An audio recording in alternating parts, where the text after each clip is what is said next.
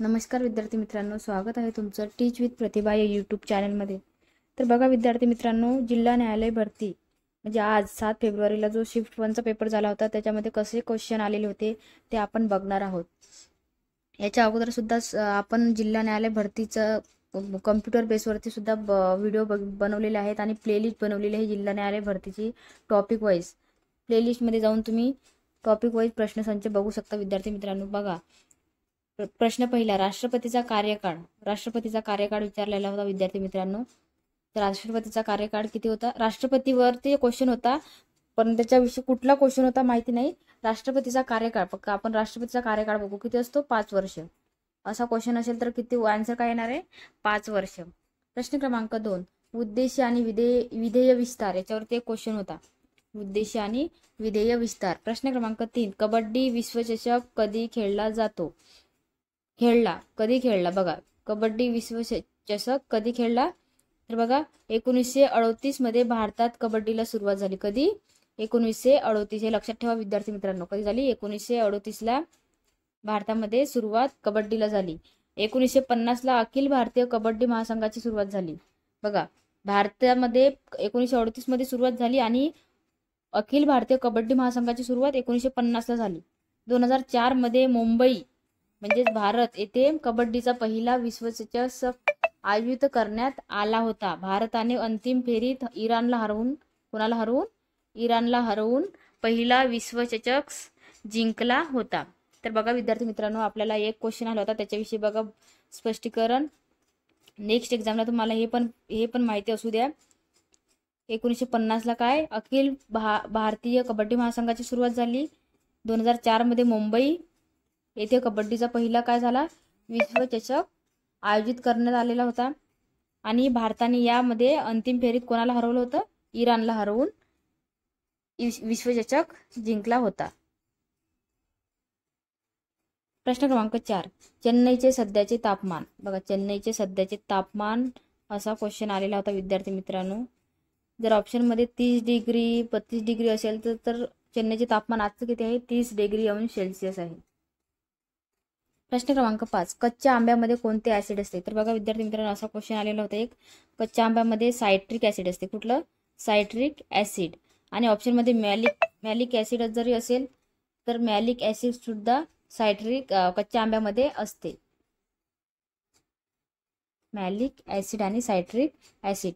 वेदावर सुद्धा एक प्रश्न आलेला होता विद्यार्थी मित्रांनो. बघा, वेदावरती क्वेश्चन आला होता.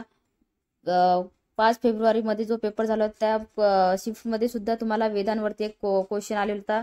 ऋग्वेदात गंगा नदी आणि यमुना नदी किती वेळा उल्लेख केलेला आहे त्याच्यावरती क्वेश्चन आलेला होता. तसेच गंगा नदीवरती सुद्धा क्वेश्चन आलेला होता. आता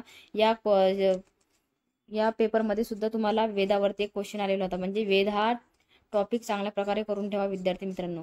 वेद किती आहेत? ऋग्वेद, अथर्ववेद, सामवेद आणि यजुर्वेद. हे 4 ऋग्वेद आहेत, वेद आहेत. प्रश्न क्रमांक 7, उच्च न्यायालयाचे न्यायाधीशांना शपथ कोण देतो? तर बघा, उच्च न्यायालयाच्या न्यायाधीशांना शपथ कोण देतो याच्यावर क्वेश्चन आलेला होता. तर उच्च न्यायालयाच्या न्यायाधीशांना शपथ कोण देतो? राज्यपाल. कोण देतात? राज्यपाल उच्च न्यायालयाच्या न्यायाधीशांना शपथ देतात. राज्यपाल म्हणजे त्या राज्याचे राज्यपाल. प्रश्न क्रमांक 8, वज्जीची राजधानी कोणती? बघा, वज्जीची राजधानी विचारलं होतं. वज्जीची राजधानी कोणती आहे? वैशाली. कोणती आहे? वैशाली. प्रश्न क्रमांक 9, द्विकल्पीय पठार.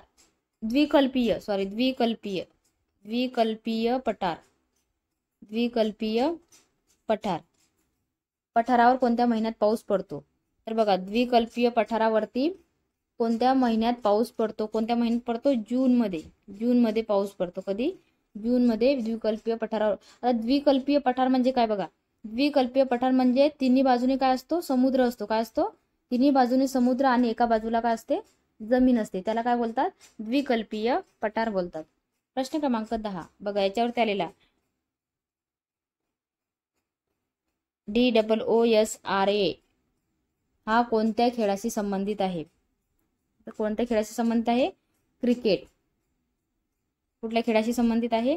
क्रिकेट या खेळाशी संबंधित आहे. हा शब्द कुठल्या खेळाशी संबंधित आहे? क्रिकेटच खेळाशी संबंधित आहे. प्रश्न क्रमांक 11, ऐरावत कम्प्युटरचा जगामध्ये कितवा नंबर आहे? तर बघा विद्यार्थी मित्रांनो, 5 फेब्रुवारीला जो पेपर झाला होता त्याच्यामध्ये सुद्धा तुम्हाला ऐरावत विषयी विचारलं होतं. ऐरावत कुठं स्थापित केलेलं आहे, तर सीडॅक पुणे आहे ना, असा क्वेश्चन आलेला होता तुम्हाला सीडॅक वरती. आणि याच्यामध्ये सुद्धा तुम्हाला ऐरावत कम्प्युटरच्या जगामध्ये कितवा नंबर आहे हे विचारलेलं आहे. आपण जे पेपर विश्लेषण बघितलं होतं त्याच्यामध्ये सांगितलं होतं कितवा क्रमांक येतो, 75वा क्रमांक ऐरावतचा येतो. जगामधील किती कम्प्युटरपैकी 500 कम्प्युटरपैकी ऐरावतचा कितवा क्रमांक येतो, 75वा क्रमांक येतो. कुठं स्थापित आहे, पुणे सीडॅकला. सीडॅक या ठिकाणी, कुठं, पुणे सीडॅक. प्रश्न क्रमांक 12, Ctrl+C. ते बघा शॉर्टकट की सुद्धा आपण बघितले विद्यार्थी मित्रांनो. तुम्ही जर व्हिडिओ बघितले नसणार तर बघून घ्या. आपण कम्प्युटर वरती स्पेशल एक व्हिडिओ बनवलेला आहे आणि जे पेपर विश्लेषण बघितलं होतं त्याच्यामध्ये सुद्धा तुम्हाला शॉर्टकट की, सर्व शॉर्टकट की आपण घेतलेले आहेत विद्यार्थी मित्रांनो. बघा Ctrl+C कशासाठी वापरतात, कॉपी करतो ना आपण, कुठली पण गोष्ट आपल्याला कॉपी करायची, आपण सिलेक्ट करतो आणि कॉपी करतो. तर कॉपी आपण सिलेक्ट करून कॉपी करतो ना, तर त्याच्या इथं Ctrl+C केलं का डायरेक्ट काय होतंय, कॉपी होते.